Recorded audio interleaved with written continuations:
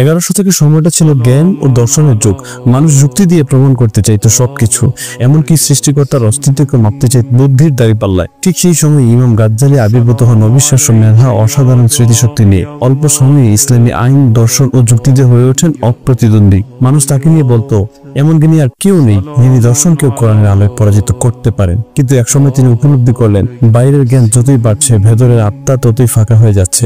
নিজেকে প্রশ্নবিদ্ধ করলেন তিনি, আমি কি আল্লাহকে জানার জন্য শিখছি নাকি নিজের নাম বড় করার জন্য? এই প্রশ্নই তার জীবনের মোড় ঘুরিয়ে দেয়। তিনি সিদ্ধান্ত নেন সব ছেড়ে দেবার, খ্যাতি, পদ, মাদ্রাসা। তার ছাত্ররা তাকে জিজ্ঞেস করলো, ইমাম আপনি কোথায় যাচ্ছেন? তিনি বললেন, আমার আত্মা বন্দী হয়ে গেছে জ্ঞানের অহংকারে, এখন আমি নিজের জানাজা পড়াতে যাচ্ছি। তিনি নিজের ঘরে ঢুকে কাফনের কাপড় পরলেন, চোখ বন্ধ করলেন আর কোরআনের উপর হাত রেখে আওড়ালেন, হে আল্লাহ, আমি আমার জ্ঞানকে মৃত্যুর ঘুমে দিচ্ছি, তুমি এবার আমার আত্মাকে জাগিয়ে দাও। তিনি শিখিয়েছেন, শিক্ষা তখনই আলো যখন তা আমাদের আত্মাকে আল্লাহর পথে জাগিয়ে তোলে।